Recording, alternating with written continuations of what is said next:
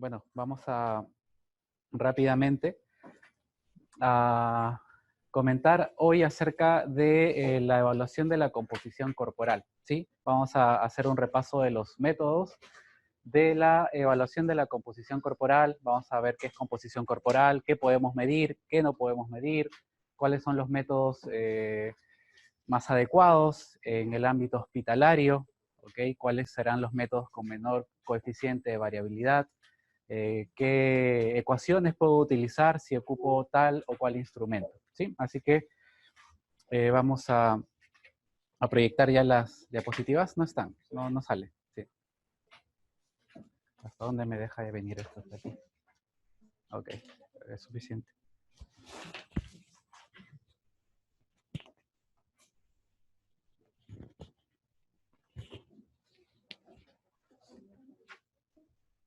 Bien, he estado, bueno, he visto, según la ponencia anterior, de que están siguiendo todo el Nutrition Care Process, ¿cierto? Seguramente ya tuvieron de repente unas vistas de todo el proceso de atención nutricional, ¿no es así? ¿Puede ser? El NSP, Nutrition Care Process, ¿no? Ok, bueno, el tema del tamizaje, por ejemplo, que han visto recién ahora, está dentro de un protocolo de atención nutricional.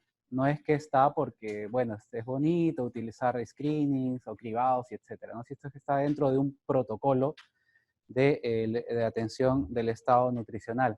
¿Ok? Este proceso de atención o de cuidado nutricional es un proceso que está estandarizado, que se ha publicado hace ya muchos años y que pues en nuestro país estamos intentando asimilarlo bastante para poder justamente brindar una atención nutricional estandarizada, ¿sí? Entonces es un protocolo que tiene la finalidad de que todos midamos lo mismo o lo más parecido posible, ¿no?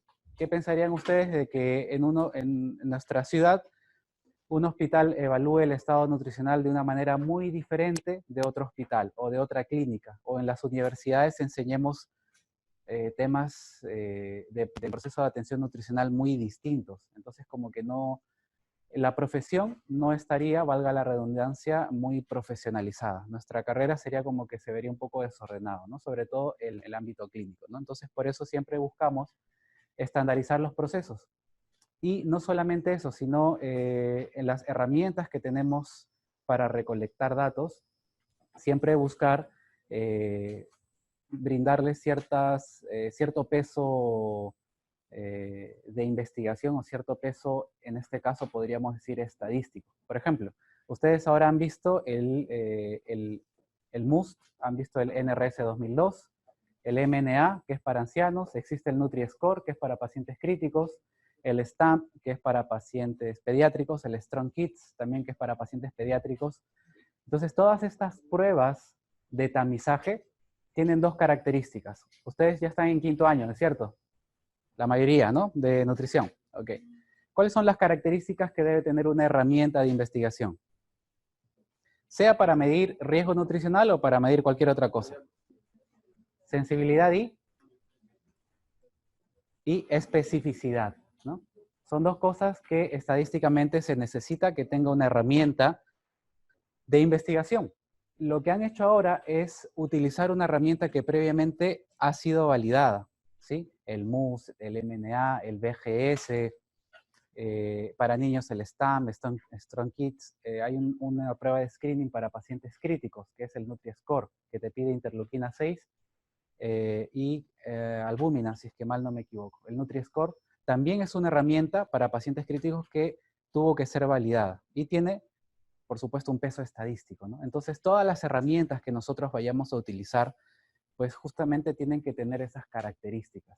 Y ahora que vamos a hablar de composición corporal, vamos a ver los modelos de fraccionamiento, cuáles son los métodos que yo como nutricionista debo utilizar para poder medir esa composición nutricional, o en este caso composición corporal, tienen que tener justamente estas cualidades, una especificidad y una sensibilidad. ¿Por qué? ¿Por qué necesito estas características? Porque si yo tengo una herramienta que me mide desnutrido a un paciente que no lo está, entonces pues estoy cometiendo un perjuicio, ¿no? Esa herramienta yo puedo decir tranquilamente que no es sensible y tampoco es específica, ¿ok? ¿Qué pasa si yo utilizando un screening pongo que el paciente no tiene riesgo cuando en realidad sí está en riesgo o viceversa? Pues puedo concluir de que esta herramienta no es sensible ni es específica. ¿Ok? Entonces, para medir la composición corporal también existen estas situaciones, ¿no? Tenemos herramientas de la composición corporal que actualmente están siendo utilizadas a nivel intrahospitalario que no necesariamente se acogen a ciertas condiciones clínicas que vamos a ver a continuación. Les estuve hablando al inicio del proceso de atención nutricional, el NSP o Nutrition Care Process, ¿no? Que vamos a avanzar hasta aquí. Esto ya lo han visto, ¿no es cierto? Ok, a eso les estaba hablando. Este es el Nutrition Care Process, ¿sí? Y también se le conoce como, a esto como ADIME, ¿no? ¿Le suena? ¿No? ADIME, anótenlo. De arriba abajo, ADIME. Voy a anotarlo acá también. ¿Puedo borrar esto? Ah, ya. Está bien bonito, pero está bien ordenado. Me encantaría escribir así también a mí, pero vamos a ver. Anótenlo así de arriba abajo. Estos chicos que les comento solamente tiene la intención, esta primera parte, de entrar en contexto, ¿está bien? Solamente tiene la intención de que entremos en contexto y que sepamos que estamos respetando un protocolo estandarizado, que no está así porque sí. Miren, así es, ADIME. También antes se le conocía como SOAP. ¿Eso le suena más? SOAP, subjetivo, objetivo, y el resto no me acuerdo qué era. Bueno, la DIME es como que una revisión, una actualización, ¿sí? Del Nutrition Care Process, ¿ok? ¿El A de qué es? Assessment, ¿sí? ¿Le suena? Assessment. ¿Y qué significa el assessment? Evaluación, valoración, ¿no? El D es de diagnosis, que van a ver el diagnóstico, que van a ver la siguiente clase. El I es de la intervention, de la intervención. La M es de monitoring and evaluation, ¿no? Monitoreo y reevaluación, porque hay que saber qué reevaluar, ¿sí? Si yo tengo al paciente ya de alta, pues no le voy a hacer todo el Nutrition Care Process otra vez. Tengo que saber qué puntos tengo que valorar, ¿no? Porque no voy a hacer todo nuevamente. Hay ciertos indicadores específicos que a mí me van a servir para poder reevaluar al paciente. Lo que ustedes están viendo hoy, ¿tuvieron una clase anterior a todo lo que es pruebas de tamizaje o fue la primera? Ok, lo que estamos viendo hoy es solamente una pequeña parte del assessment, ¿sí? Porque el assessment es como que lo más amplio. Aquí el assessment ingresa a esto de aquí. ¿Han visto este cuadro antes? Seguramente sí. Está en la admisión del paciente y ustedes han tenido esta clase ahorita de screening, ¿no? Vemos si el paciente está en riesgo o no está en riesgo, ¿ok? En todos los casos, lo ideal es hacer esta evaluación nutricional. ¿Ok? La evaluación nutricional incluye varias cosas y ahí es donde ingresa, pues, dentro del assessment, lo que se conoce o se conocía hace mucho tiempo como el A, B, C, D, E, F, ¿no? Durante mucho tiempo, hasta hace unos meses, el A estaba netamente, ¿qué es lo que vamos a ver hoy? Netamente pensado en antropometría, pero en realidad no es así. ¿Saben de qué es el A? El A es de análisis de la composición corporal. Y la antropometría es una de las muchas técnicas que existen para valorar la composición corporal. Así que no se vayan a olvidar, la A no es de antropometría, ¿sí? La A es de análisis de la composición corporal, ¿sí? Análisis de la composición corporal, ¿ok? Porque yo como nutricionista, por supuesto que necesito saber cómo es la composición corporal del paciente que voy a evaluar. Necesito valorar, cuantificar y a partir de ahí cruzar con los demás indicadores para emitir un diagnóstico correcto, ¿ok? Van a ver la bioquímica, la clínica, la dietética, la ecología de la microbiota y por supuesto la funcionalidad, ¿no?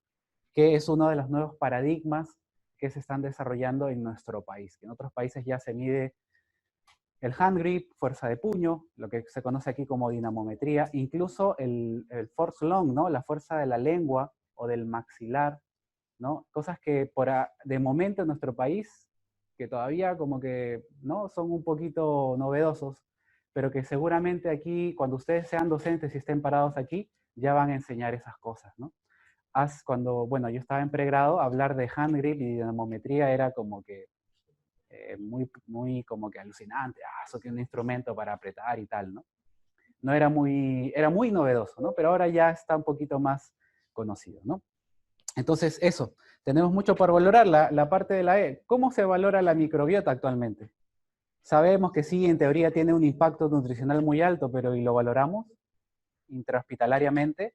¿Tenemos los equipos, estamos capacitados para valorar la microbiota? No solamente la microbiota, sino el microbioma también, porque tenemos microbiota y microbioma en todo el cuerpo, no solamente en el tracto digestivo, en los ojos, en la lengua, en el canal vaginal, en la piel, en las uñas, firmicutes, bacteroidetes, protobacterias, y cada una de estas familias tienen un impacto en un nutriente específico, generando un montón de nutrientes para la subsistencia de ciertas células que afectan finalmente el estado nutricional.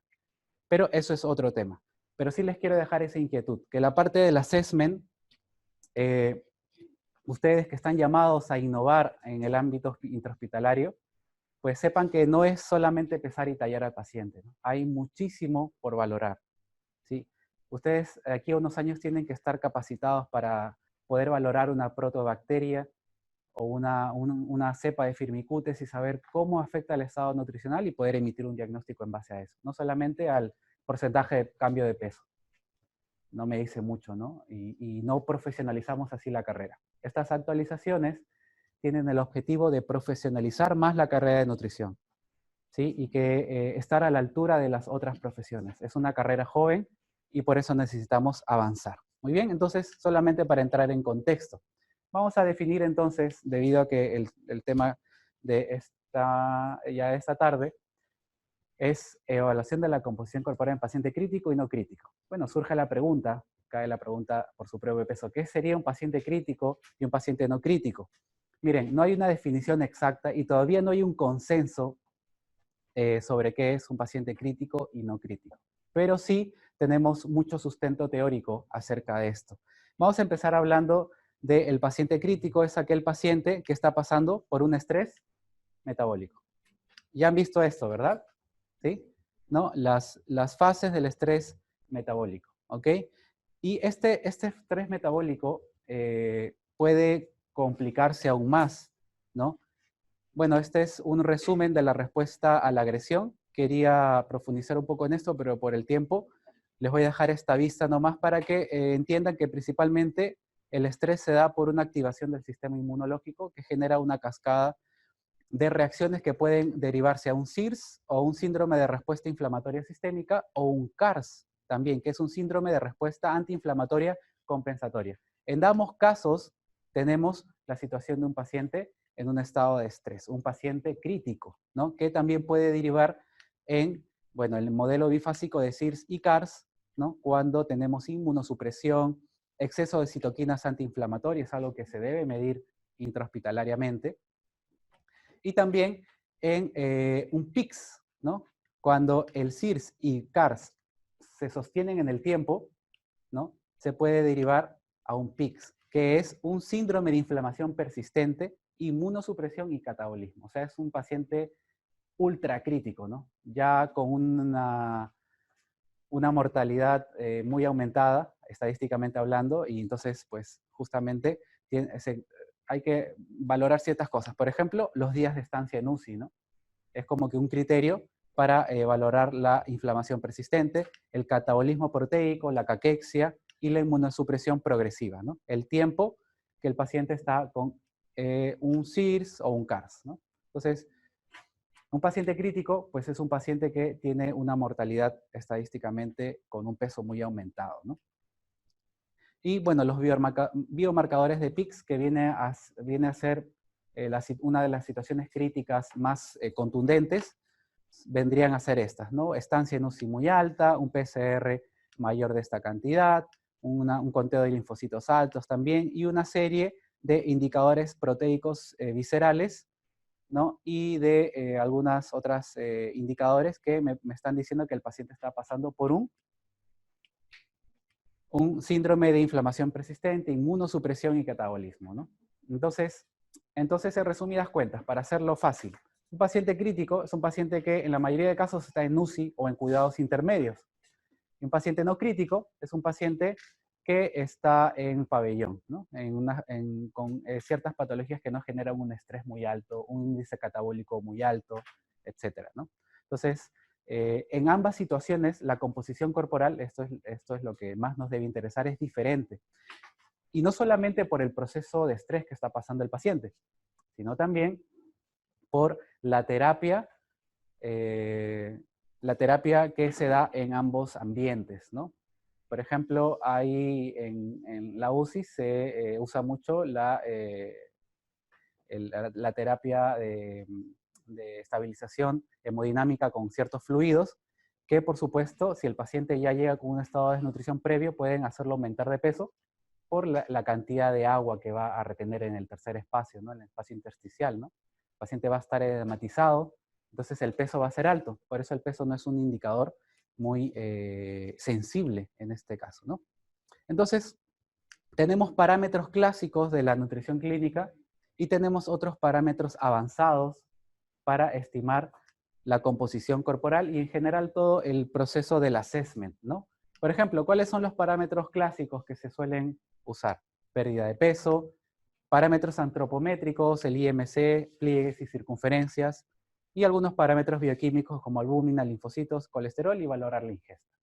¿Cuáles son los parámetros avanzados y a lo que poco a poco debemos ir migrando? Medir la bioimpedancia, ¿no? Valorando la composición corporal y el ángulo de fase, por supuesto la funcionalidad, la dinamometría, test funcionales también, que los hay muchísimos, hay muchos validados en nuestro país también. Medir otras proteínas viscerales que midan también la inflamación, no solamente la homeostasis proteica y el catabolismo, y migrar también a ciertas pruebas de imágenes para valorar la composición corporal, ¿sí? Porque un nutricionista tiene el soporte teórico para poder valorar adecuadamente, por ejemplo, una prueba de ecografía, una ultrasonografía, etcétera, etcétera, que vamos a ir viendo más adelante, ¿no? El ángulo de fase es el resultado de una ecuación que hacen las máquinas de bioimpedancia, ¿no?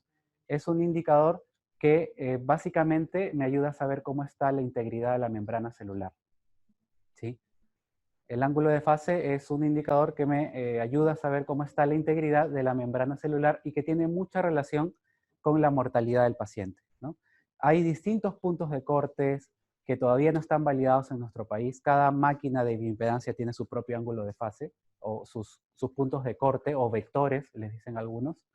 Pero más o menos se respeta entre 7 y 18, ¿no? Un paciente que está más cerca de 7 quiere decir que la integridad de la membrana celular está muy dañada y que tiene una mortalidad muy alta, y viceversa. Por ejemplo, le sacaron el ángulo de fase a Paolo Guerrero. ¿Cuánto creen que era su ángulo de fase? De 18, ¿no?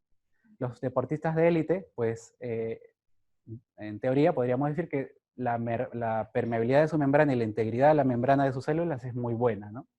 Por diferentes factores ambientales. Pero un paciente que está con estado de desnutrición intrahospitalaria, además de la inflamación y el estado catabólico por las patologías que tiene y el tratamiento, de repente quirúrgico, farmacológico, seguramente que la integridad o la permeabilidad de esa membrana celular es muy deplorable, ¿no? Entonces, es eso, ángulo de fase, que ya existen máquinas e instrumentos que podemos utilizar para medirlo en nuestros pacientes. Solamente falta, pues, sí, quería usar la palabra socializar más con esos instrumentos. Antes, hace mucho tiempo, un caliper era wow, ¿no? Es como que, ¿no? Mis profesoras, ¿no? Veían un caliper, un instrumento así como que muy tecnológico, ¿no? Y actualmente nosotros estamos viendo los equipos de bioimpedancia o de ultrasonografía, sí, pero aquí a unos años va a ser como un caliper que ya lo tenemos ahí tirado, ¿no? Y lo ocupamos, ¿no? O como una cinta métrica, ¿no? Entonces, esas cosas tenemos que empezar a hacer que esto se vuelva un parámetro clásico, porque en otros países ya están avanzando muchísimo, ¿no? Muy bien, entonces les muestro esta imagen muy conocida por la mayoría, que nos presenta los modelos de fraccionamiento y los niveles de la composición corporal. ¿Ok? Tenemos el nivel completo, el nivel 5, el tisular o de tejidos, celular, molecular y atómico. Intrahospitalariamente y más no tan ligado al tema de investigación, porque cuando realizamos investigación sí necesitamos instrumentos muy específicos. Por ejemplo, si quiero medir la tasa metabólica basal de un paciente para una investigación que quiero hacer, ¿qué instrumento podría utilizar? Un calorímetro indirecto, ¿no? ¿Sí? Un calorímetro indirecto, un calorímetro directo, ¿no? Que es pues, un instrumento muy específico, pero que tiene ciertas desventajas, ¿no? Que es caro, es costoso, el paciente tiene que pasar por un proceso de bastante tiempo, etcétera, etcétera, ¿no? Pero de manera ambulatoria, intrahospitalariamente, pues hago uso de alguna ecuación predictiva del gasto energético, ¿no? ¿Ok? Porque me resulta más práctico, ¿no? Ocupo la ecuación de aquí, de allá, hay más de 200 ecuaciones documentadas, entonces lo mismo pasa con los instrumentos de la valoración de la composición corporal. Vamos a ver varios instrumentos que son muy precisos, tienen un coeficiente de variabilidad muy bajo, pero que resultan un poco costosos, son hasta a veces invasivos, algunos emiten radiación también, entonces son cosas que tenemos que tener en cuenta.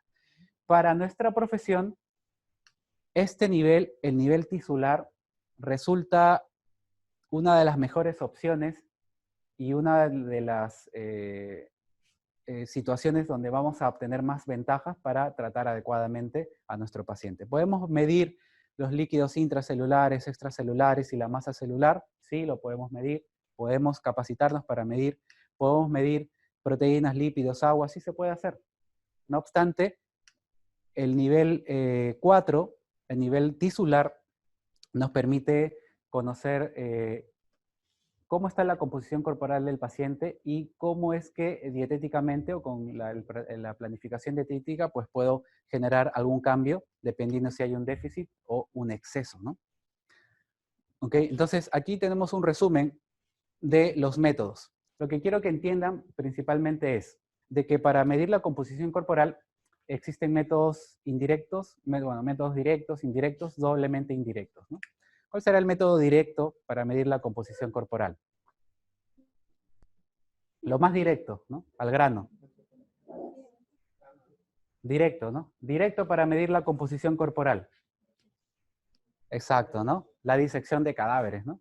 Que se ha hecho un par de veces, ¿no? El estudio más conocido es el estudio en Bruselas, ¿no?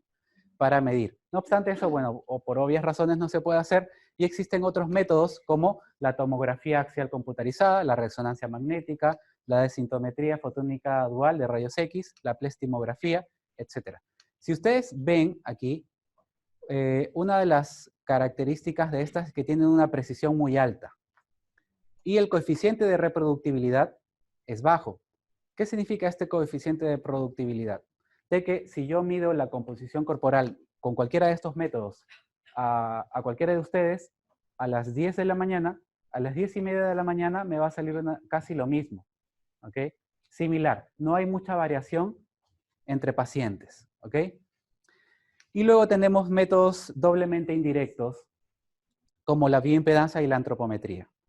La accesibilidad de estos instrumentos doblemente indirectos es alta. Es fácil obtener, por ejemplo, equipos antropométricos. Tienen una accesibilidad muy alta. Es fácil conseguir una cinta métrica y un plicómetro.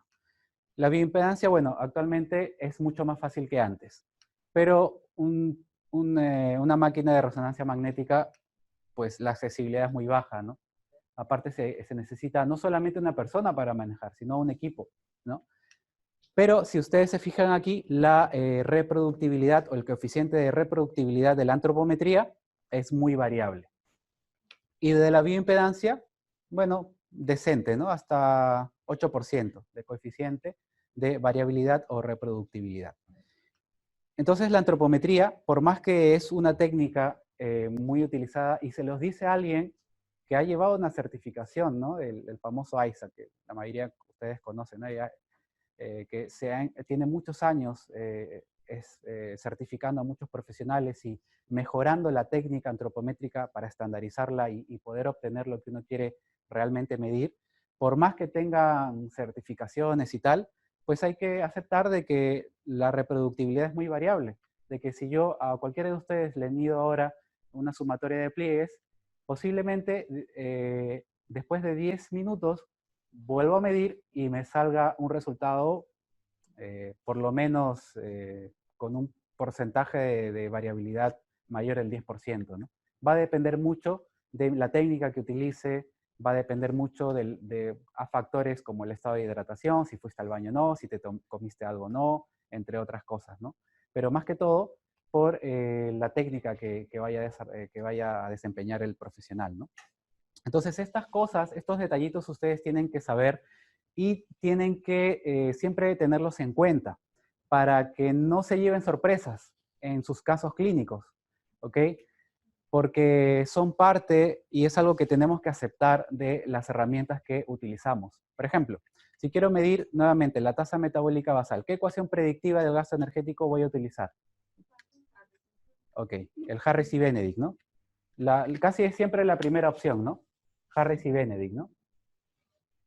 También tenemos el Mifflin, tenemos el PSU, el Penn State University, del 2004, 2010. Tenemos la que recomienda el Aspen o el ESPEN, que es de 25 a 30 calorías, lo que algunos le dicen el método del pulgar o el método rápido.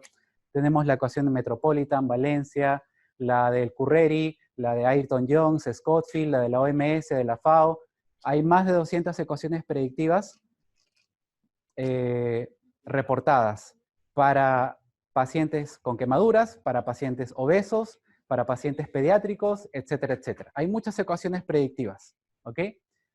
No obstante, son una ecuación que intenta predecir y que cuando se correlacionan con el método directo, el gold estándar, que es la calorimetría indirecta, tiene un coeficiente de variabilidad de 300 calorías. Quiere decir que si yo a mi paciente, en mi caso clínico, ocupo al Penn State University y me sale que necesita el RCT, ¿no? El Penn State University, la mayoría me da el TMB, ¿no? Me da la tasa metabólica basal, le calculo el ETA, le calculo el NEAT o el Non-Exercise Activity Thermogenesis, que es la actividad física, ya me sale 2000 calorías. Yo tengo que estar consciente de que posiblemente el paciente requiera 300 calorías más como 300 calorías menos. Tengo que estar consciente porque es una ecuación predictiva. Y como ecuación predictiva, pues tiene un coeficiente que debería ser mayor del 70%, ¿no? Es una medición estadística que se hace en algunas pruebas. Una de las más conocidas es el alfa de Cronbach, que ustedes ya la sabrán porque ya han pasado investigación, ¿no? Entonces, pero muchas de las ecuaciones que utilizamos actualmente y de las que estamos muy seguros que sí son buenas y tal, tienen menos del 70%. ¿Cuánto creen que tiene Harris y Benedict? 45% de precisión. Sí, de verdad. El Mifflin es uno de los mejores, ¿no? Tiene un 80%, ¿no? Mifflin, el Mifflin, 80%, ¿no? Entonces, sí. Y esos chicos está reportado hace tiempo en un libro de los más leídos, el Krauss, ¿no? El Krauss hace años que está diciendo que el Harris y Benedict subestima el TMB, ¿no? En pacientes obesos, ¿no? Entonces, solamente es un pequeño paréntesis para que seamos conscientes de que muchas de las herramientas que utilizamos son muy variables.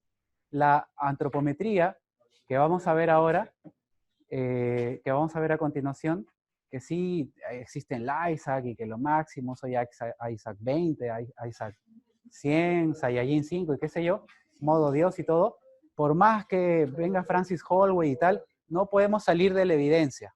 Y la evidencia me dice que el coeficiente de variabilidad es muy variable, ¿no?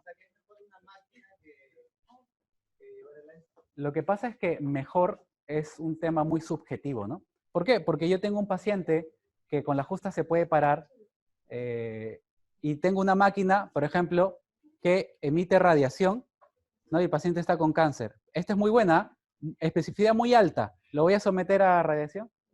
Miliservios, posiblemente, y hay que estar buen tiempo ahí, ¿no? No es como en la ISA, y ya está, ¿no? Tiene que introducirse a la máquina y estar por ahí sin moverse, el paciente está con dolor y no, ya, por lo menos 15 minutos, ¿no? Entonces, lo mejor depende mucho, exacto, hay que utilizar la mejor herramienta, dependiendo del contexto clínico que vaya a tener mi paciente. Si tengo un paciente que buenamente puede subirse a una de estas máquinas y tengo el acceso en el hospital donde voy a hacer mi internado o donde ya está ejerciendo, perfecto. Por eso lo mejor es muy subjetivo y hay que estar preparado para todo. Lo que te recomiendo es que sepas de todo esto. Exacto, el profesional tiene que estar preparado para lo que sea, ¿no? Sí, certifícate en ISAC, aprende un poquito de eso, pero no algo que también pasa entre profesionales. Los que son cracks en bioimpedancia miran así con desprecio a la antropometría. Y los que son así nivel Francis Holloway, etcétera, etcétera, no, la bioimpedancia como que no. Pero no, eso está mal. Eso está mal. Nosotros necesitamos saber de todo, de todo. Tenemos que estar preparados. Lo que pasa es que justamente en el ámbito deportivo es donde más se desarrolla la antropometría. Y el ámbito clínico, últimamente se está desarrollando más la bioimpedancia eléctrica, ¿no? Pero no hay que discriminar, hay que saber de todo un poco, ¿ok? Sobre todo en esta parte tan importante de la medición de la composición corporal, ¿ok? Bueno, vamos a ir viendo algunas técnicas para más o menos valorar la composición corporal. La composición corporal depende mucho cuando hablamos de métodos indirectos o doblemente indirectos como la antropometría, del peso, la talla y de algunas mediciones y circunferencias. Les he puesto esta ecuación, seguramente muchos la conocen porque a luz de la evidencia científica, si ustedes se dan cuenta aquí, ¿ok? Esta ecuación de Rabito, que es para estimar el peso en pacientes postrados, no te pide ningún pliegue. Y eso lo hace una ecuación muy sencilla de utilizar, ¿sí? Porque a veces carecemos de plicómetro. Y no solo eso, sino que hay pacientes donde medirle el pliegue subescapular es un tema, ¿ok? Porque son pacientes postrados que están con ventilación mecánica y no le vas a decir, señor, por favor, póngase así, párese, ¿no? Le vas a agarrar ahí y todos los de UCI te están mirando así, ¿qué está haciendo? Y el paciente con todos sus cables así, ¿no? Entonces, esta ecuación de Rabito resulta una de las mejores opciones para medir el peso en pacientes postrados, porque no te pide ningún pliegue, ¿ok? Existen otras ecuaciones, sí, que también son buenas, pero que sí te piden algunos pliegues, por lo menos 3 pliegues, ¿no? Tricipital, subescapular y el pliegue de la pantorrilla, ¿no? Entonces, es una de las mejores opciones de las que les recomiendo, ¿ok? Vamos a seguir. También tenemos la ecuación de Rabito también para la talla, ¿ok? Bueno, este es de Estela Rabito, es una ecuación que ha sido estandarizada en México. No he encontrado reportes que se haya estandarizado aquí en nuestro país, pero no estaría de más que puedan hacer un trabajo de investigación para su bachillerato o dependiendo de la universidad donde estén, para su licenciatura, poder validar ciertos instrumentos que utilizamos toda la vida, ¿no? Y que no necesariamente están validados en población peruana, ¿no? Por ejemplo, las ecuaciones de las que les he estado comentando, ninguna ha sido validada en población peruana y las utilizamos desde hace más de 20 años. Desde que se inauguró la primera escuela de nutrición en Guillermo Almenara hace 31 años más o menos, o 28 años, desde ahí se ocupa Harris y Benedict y nadie se preocupó en validarlo, ¿no? Y lo ocupamos así, ¿no? Va Harris y Benedict para todos incluso, cuando fue diseñado para personas normales, ni siquiera para personas con estrés metabólico o que están en una condición clínica, hospitalaria. Solo que de ahí se revisó y se pusieron los famosos factores de estrés. Y eso hace que se subestime demasiado el TMB, ¿no? Y curiosamente, en pacientes con estrés metabólico, una de las peores cosas que podemos hacer es sobrealimentar al paciente, porque inhibimos la autofagia, ¿no? Que es un proceso de reciclaje de ciertos residuos celulares que hace la célula justamente para poder mejorar la membrana. Y bueno, mucha teoría ahí, pero ya lo van a ver en la parte dietética, si es que llevan enteral o parenteral, ¿no? Bien, otro dato importante, en caso de amputación, ¿qué hago? Bueno, hay un porcentaje que tengo que restarle al paciente. Esto lo ven mucho en pregrado, ¿no? Por eso lo paso rápido. En pregrado, en el curso de evaluación nutricional, se ve muchísimo esto, ¿no? Pacientes postrados, cómo saber el peso, la talla. Les pongo aquí las ecuaciones que para mí son las mejores. Pacientes amputados, si es la mano, antebrazo, el brazo completo, pie, extremidad o toda la parte inferior, hay un porcentaje que se le resta, ¿no? La de Chumblea te pide, te pide altura de rodilla, ¿no? Que también es fácil de hacer, ¿no? Es para la talla. Y estas de aquí son para la talla, la media brazada y la altura de rodilla. No obstante, son ecuaciones que nosotros tenemos que aplicar dependiendo del contexto clínico, ¿no? Hay pacientes que por ciertas situaciones intrahospitalarias o fisiopatológicas pues no pueden abrir el brazo y bueno, un montón de situaciones que yo tengo que tener en cuenta, ¿ok? Al momento de estimar, ¿ok? Y sí es importante, chicos, es importante que nos metamos a hacer esto porque de verdad que es triste ver que se pone el peso y la talla en las historias clínicas hacia el ojo clínico, ¿no? Lo que me dice el paciente, ¿no? Así nunca nos van a tomar en serio. Ni el médico, ni la enfermera, nadie nos va a tomar en serio. Sí, peso 60 kilos, ¿no? Nos tienen que ver aplicando esto, ¿ok? Porque esto está reportado en la literatura, ¿no? ¿Ok? No es por las puras. ¿Sí? Si yo hago esto es porque eso me dice la evidencia y tengo que hacer el trabajo de calcularlo, ¿no? ¿Ok? Entonces, si no, como digo, no vamos a profesionalizar nuestra carrera, ¿no? ¿Ok? Y todos los años de nutrición que estudiaste, pagaste el curso de evaluación nutricional por las puras, porque, no, 70 kilos este pata pesa, y ya está. No tiene sentido. ¿Ok? Ok, para edema y ascitis también se ve mucho en pregrado, los niveles de edema que tiene el paciente, malleolar, rotunal o anasarca, y si es que llega a tener ascitis del grado 1 al grado 3 o al grado 5, según algunos autores, se le aumenta el 2%. Pero repito, ¿no? Son ecuaciones que intentan estimar. Y hay muchos reportes. Uno de los métodos de investigación más utilizados en estos casos es la concordancia, ¿no? Han llevado investigación, ¿no es cierto? Ya, les apuesto que, espero equivocarme, pero supongo que la mayoría ha hecho trabajos de correlación, ¿no es cierto? ¿Puede ser? Nivel de ingesta de carbohidratos y porcentaje de grasa, correlación, ¿no? No se hace mucho experimental. Bueno, dependiendo del profe de investigación también, ¿no? Pero en los repositorios de la San Marcos, perdón, no, de la Universidad Perón Unión y de otras universidades, uno entra a nutrición y correlación de tal, correlación de sueño, calidad de sueño y porcentaje de grasa, correlación de tal y tal y tal, ¿no? Entonces, normalmente es uno de los métodos de investigación más utilizados. Pero para este tipo de trabajos, aparte de la correlación, se utiliza mucho la concordancia. Por ejemplo, es un método de investigación que a mí me ayuda a saber el grado de semejanza que tienen dos instrumentos para medir la misma cosa.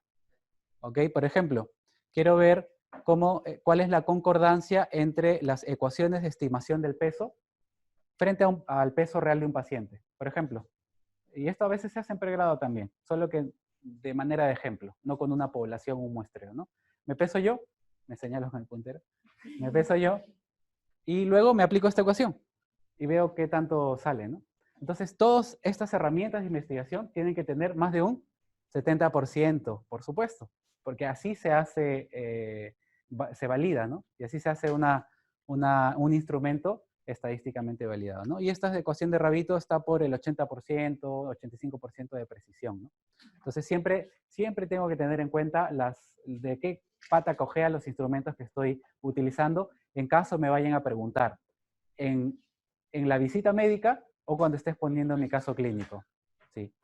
¿Ok? Porque no es 100% exacto, ¿no?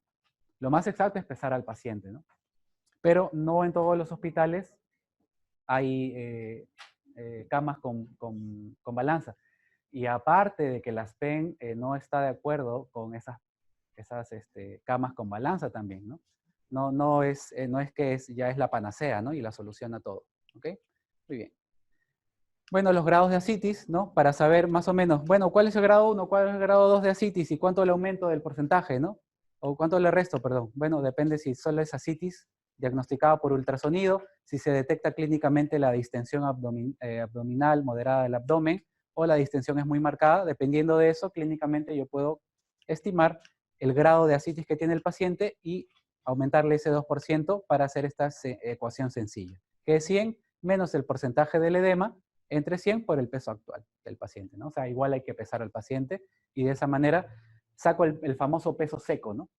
Que es muy utilizado en pacientes renales, ¿no? ¿Ok? Y otra cosa que se utiliza mucho en pregrado es bueno, aquí dice PMB, pero es el CMB, ¿no? La circunferencia media del brazo, para estimar la masa muscular del paciente, que te pide un pliegue, ¿no? El PCT, ¿ok? Es en centímetros, aquí, por eso está 3.1416, esto es un error común, y si te lo pide en milímetros, acá va a ser 0.1416. Es un error común, hay que fijarse en eso siempre, ¿ok? ¿Listo? Y bueno, vamos viendo el tema antropométrico. ¿Hay alguna Isaac acá? Aún, ok. Vamos viendo el tema antropométrico. Pero bueno, vamos repasando. Por ejemplo, solo modelos de Isaac, ¿no? Solo modelos. Muy bien. Estos métodos que vamos a ver ahora son los recomendados por el paciente no crítico, ¿sí? Un paciente que no ha sido sometido por reposición de fluidos y que no está hinchado, un paciente que no está con un índice catabólico muy alto y que no tiene una pérdida de masa muscular muy fuerte, cuya funcionalidad no está siendo muy afectada, ¿ok? Entonces estos métodos son recomendados para pacientes que no están en estado crítico, que sí se pueden parar, pueden deambular, ¿no? Y tú le puedes hacer estas mediciones. Otro muy conocido es el porcentaje del PCT, que es el PCT actual por el percentil 50 o la mediana por 100. Cuando yo estudié, hace muchos años, en pregrado, me daban hombre y mujer y solo me daban una media, ¿no? La media del PCT para hombre y para mujer. ¿Ok? No obstante, hay muchas tablas, ¿no? Como estas, por ejemplo, ¿no? Donde yo obtengo la media, la mediana, y hago esta ecuación sencilla. Y en base al resultado, yo obtengo una valoración, en este caso, del porcentaje del tejido adiposo que tiene el paciente. ¿Ok? Para hombres y para mujeres y de acuerdo a los años. Por ejemplo, rápidamente, paciente mujer de 20 años con un pliegue del tríceps de 22 milímetros. Calcular el porcentaje de grasa del PCT. ¿Qué es lo que tengo que hacer? Primero, mujer, ¿ok? ¿Qué edad tiene? 20 años. ¿Y cuánto es su pliegue? 22 milímetros. ¿Qué es lo que tengo que hacer? Me voy a la tabla de mujer. ¿Cuánto tiene? 20 años. ¿Dónde lo ubico? Aquí, 18 a 24. ¿Cuánto es su mediana? O el percentil 50, 18.5. ¿Qué me pide la ecuación? 22 entre 18.5 por 100. ¿Cuánto sale? Ahí en su calculadora, eso es súper sencillo. 22, que es lo actual, entre 18.5, que es su mediana, por 100, respetando su género y respetando su edad. 118. Y ocupo esta tabla para diagnosticar e interpretar. ¿Es mayor de 110? Entonces se diagnostica como exceso de tejido adiposo. Y se acabó. Es sencillo. ¿Ok? Solamente que, por supuesto, tengo que respetar las técnicas antropométricas. ¿Ok? No es agarrar el pliegue y ya, lo agarro ahí, ¿no? En pregrado ustedes han aprendido a primero las referencias óseas, luego hacer las marcas y medir adecuadamente, ¿no? Entonces, bueno, hay muchos detalles más que ya luego vamos a ir teniendo en cuenta, ¿no? ¿Ok? Entonces, rápidamente puedo obtener estos detalles del paciente. Y lo mismo para el PMB, ¿no? El PMB actual menos el percentil 50, teniendo en cuenta, por supuesto, las características anteriores que mencioné, ¿no? Para hombres y para mujeres, ¿no? Esta es la ecuación muy conocida, ¿ok? Paciente de 20 años, también con la misma señorita, 22, pero su CMB aquí es de 24. Lo primero que tenemos que hacer es calcular el PMB o el CMB y posteriormente lo que tenemos que hacer es calcular el porcentaje del PMB. Entonces lo que tengo que hacer aquí es hacer la ecuación.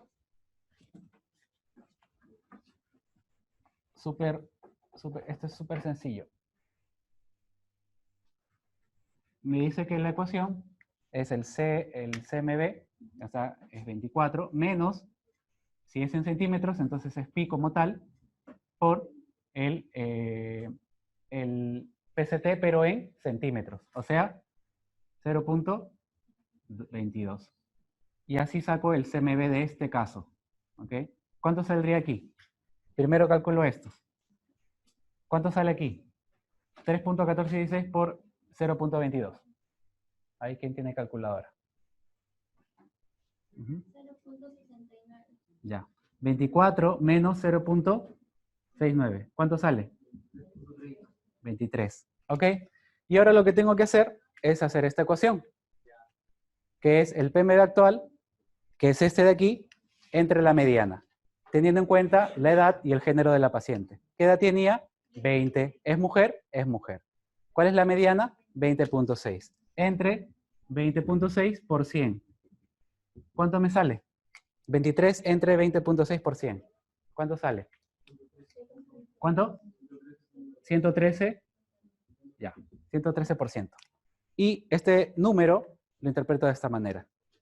¿Dónde está? Es mayor de 110%, o sea, tiene un exceso de tejido muscular. ¿Y se acabó? ¿Ok? De esa manera, en paciente no crítico y de manera muy rápida, si tengo la habilidad y desarrollo estas competencias, puedo saber la calidad de manera doblemente indirecta, recuerden, es antropometría, doblemente indirecta, de la composición corporal de mi paciente, en el modelo, ¿qué modelo? Lo vimos al inicio. No se olviden, estamos viendo el modelo tisular. ¿Sí? Si les van a preguntar en la visita médica o en su caso clínico, siempre trabajamos aquí, ¿no? Con el modelo tisular, modelo de tejido. ¿Okay? ¿Cuáles son los compartimentos? El músculo estriado, el tejido adiposo, el hueso, la sangre y otras masas celulares. Una pregunta por ahí a veces recurrente y un poco tramposa. ¿Es lo mismo tejido adiposo que grasa corporal? ¿No? Hay que tener en cuenta esos detalles, ¿no? Esas definiciones, ¿no? Exacto, componentes, ¿no? Componentes y modelos de fraccionamiento, ¿no? ¿Ok? Y otra forma más, digamos que un poquito más avanzada, para conocer pacientes no críticos y que sí, sí se puedan hacer, sobre todo en pacientes con complicaciones como obesidad o del síndrome metabólico, es utilizar la sumatoria de pliegues. ¿Ok? Aquí tenemos la sumatoria de pliegues de la ecuación de Durning y Gomersly, ¿ok? Que te pide el PCT, que es el pliegue cutáneo tricipital, el pliegue cutáneo del bíceps, el pliegue cutáneo subescapular y el pliegue cutáneo suprailíaco. Son 4 pliegues que yo sumo y esa sumatoria me da un porcentaje aproximado. Por ejemplo, tengo aquí esta paciente, ya que se le hizo esta medición, respetando las técnicas antropométricas estandarizadas de la medición de pliegues. Y lo único que yo tengo que hacer una vez que medí adecuadamente esos pliegues, ¿qué es? Sumarlos. ¿Cuánto sale la suma de todo eso? 60. Ok. Entonces, ¿qué es lo que tengo que hacer posteriormente a eso? Simplemente ir a la tabla, a esta tabla, y ver la sumatoria de pliegues. En milímetros me sale 60. ¿Qué es? ¿Es hombre o mujer? Mujer. ¿Qué edad tiene? Está aquí. Entonces me voy acá y sale 21.1. ¿21.1 qué? Por ciento. 29.1% de grasa. ¿Ok? Sumo los pliegues y ya me sale el porcentaje de grasa de la paciente. En este caso. O del paciente. Directamente. Entonces digo, bueno, ¿y con ese porcentaje qué hago? Simplemente lo interpreto, ¿no? De acuerdo a las características del paciente, ¿no? En este caso es una mujer y tenemos varios niveles, ¿no? El average es el promedio que debería tener una persona, ¿no? Un paciente no crítico se encuentra en average, ¿no? ¿Okay? Porque tenemos grasa esencial, atletas, fitness y average, ¿no? Esta paciente, ¿qué porcentaje de grasa tenía? 29.1%. O sea, se encuentra dentro del promedio, dentro del promedio. Es importante valorar la grasa, ¿ok? Porque muchas veces, chicos, diagnosticamos obesidad solamente utilizando, ¿qué cosa? El IMC, ¿no? Que es un indicador que no es sensible ni es específico, ¿ok? No obstante, todavía se sigue utilizando para algunas cosas, pero esperemos que esto ya vaya cambiando. Y así diagnosticamos, ¿cómo tú diagnosticas obesidad? No tienes otra forma que el IMC.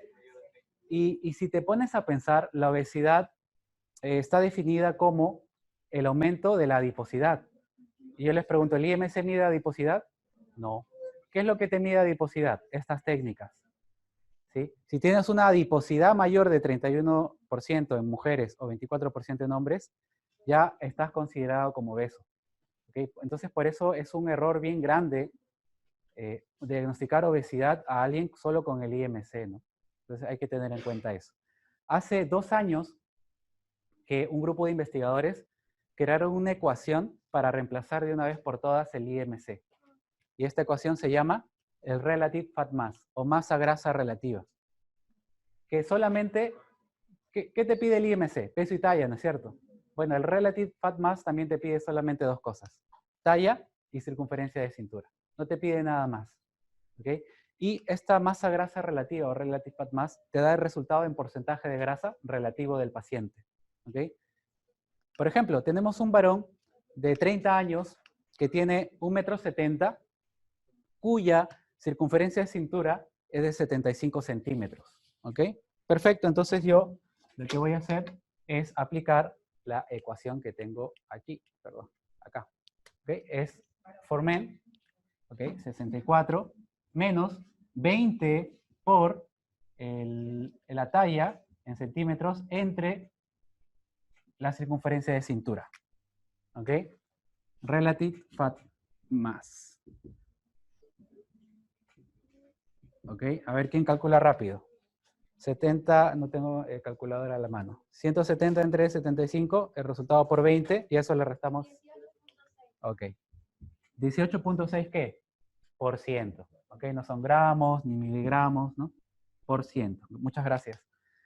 18%, ¿de qué? De masa grasa relativa, ¿no? Y lo puedo calcular con esto, ¿no? ¿Dónde estaría el joven? Average, ¿no? Casi estando fitness, ¿no? Entonces esto nos ayuda, claro, nos ayuda a conocer de manera muy rápida el porcentaje de grasa de una persona y valorándolo en el nivel tisular, no en el nivel de masa total como hace el IMC. Es relativo. Tiene un coeficiente mayor de 70, si 73. Lo que pasa es que recién se ha hecho en una población. No está validado en nuestro país, así como un montón de otros métodos, ¿no? Entonces, es también un campo, claro, es un campo para seguir investigando bastante, ¿no? ¿Sí? Entonces, hay que tener en cuenta eso. Pero que sí que es un instrumento que también nos sirve muchísimo. Si hemos utilizado hasta la fecha el IMC y no nos ha importado que no es sensible, no es específico, no está validado en nuestro país, has sufrido revisiones, y no solamente eso, sino que la OMS te da un rango y el SIDO, que es la Sociedad Española de Obesidad, te da otro rango también. Entonces, si no nos ha importado eso, qué mejor utilizar algo que sí está un poquito con mayor evidencia, ¿no? Que por supuesto tiene que ser cuestionada como lo ha cuestionado su colega, pero de todas maneras es algo que es más específico estadísticamente hablando, ¿no? Así es. ¿Okay? Y lo bueno de esto es lo de aquí. Esto es un trabajo, recuerdan que les hablé de concordancia, que ha correlacionado el IMC con el DEXA, que el DEXA actualmente está siendo reconocida como uno de los métodos más directos para la estimación de la composición corporal. Esto es un gráfico de Bland-Allman, se le llama así, Bland-Allman plot, que visualmente me da el grado de concordancia o de coherencia o de comparación que tienen dos métodos, ¿no? Con un gráfico, se le dice también gráfico de dispersión, ¿no? El DEXA y el IMC, Body Mass Index, por eso está así en inglés, ¿no? Y estos investigadores también hicieron esta comparación con el RFM que les acabo de explicar cómo se hace. Miren el grado de cohesión. Es mucho mayor con el DEXA. ¿Qué quiere decir esto?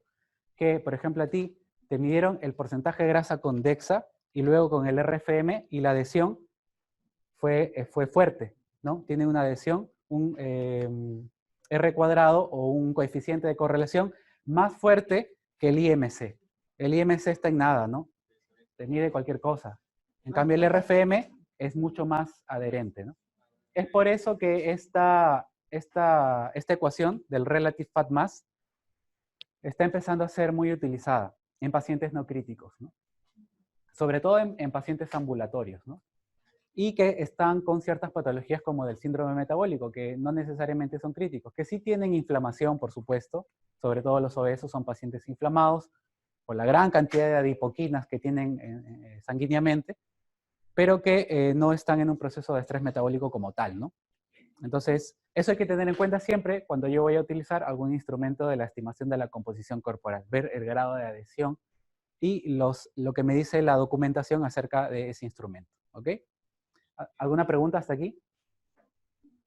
Ok, en paciente no crítico entonces, no necesito utilizar instrumentos muy especializados o métodos directos o indirectos. Basta con utilizar métodos doblemente indirectos porque las variaciones de la composición corporal por las patologías que vayan a tener no son muy altas. ¿Okay? Muy bien, el total body water o el agua corporal total, que también es importante valorar. En pacientes críticos y no críticos. Resulta más útil en pacientes críticos porque por la reposición de fluidos que tienen, a veces estas variaciones con la antropometría, pues te mide, teóricamente puedes medir porcentajes, pero con métodos como bioimpedancia que te miden el LIC y el LEC, intra y extracelular, yo puedo hacer otro tipo de intervenciones, ¿no? Y ver también el tipo de solución que le estoy dando al paciente, ¿no? Hacia qué espacio se va a dirigir, ¿no? ¿Okay? Con técnicas antropométricas tenemos el porcentaje de peso teórico, la ecuación de Hume-Weyers y Watson, ¿no? ¿Okay? Por ejemplo, podemos decir teóricamente que un paciente, una persona adulta de 70 kilos, aproximadamente el 60% de su peso es agua, ¿no? Aproximadamente 42 litros vendría a ser, ¿no? O en este caso, 42 kilos, ¿no? De agua. ¿Ok? Y teóricamente sabemos que el líquido extracelular se divide en intersticial y el líquido plasmático, y el intracelular no tiene división, ¿no? Y es una de la reserva mayor de agua en el cuerpo es el intracelular, ¿ok? Tenemos más agua intracelularmente. Y las ecuaciones que voy a utilizar también difieren en mujeres y en varones, ¿ok? De Hume-Weyers o cualquier ecuación para estimar el agua corporal de una persona total, ¿ok? Hace uso solamente del peso y de la talla, ¿ok? En ambas situaciones. Y también la de Watson, ¿no? Este es Hume o Hume-Weyers y la de Watson, ¿ok? Por ejemplo, aquí tenemos calcular el total body water de un varón que pesa 75 y talla 1,80 m, ¿ok? ¿Con qué? Con Watson, ¿no? Entonces voy aquí, Watson, varón, y aplico toda esta ecuación, ¿no? Que es bastante y me sale. Pero no obstante, es una ecuación que también ha pasado por un proceso de validación, ¿no? Y en ciertas situaciones patológicas que es necesario validarlas, es mucho mejor que agarrar el peso del paciente y sacarle el 60%, que es lo que teóricamente me dice que es el agua corporal de un paciente, ¿no? Y lo mismo para una mujer, ¿no? Para medir la composición corporal, ¿ok? Muy bien. Entonces, pasamos al siguiente tema, ¿no es cierto?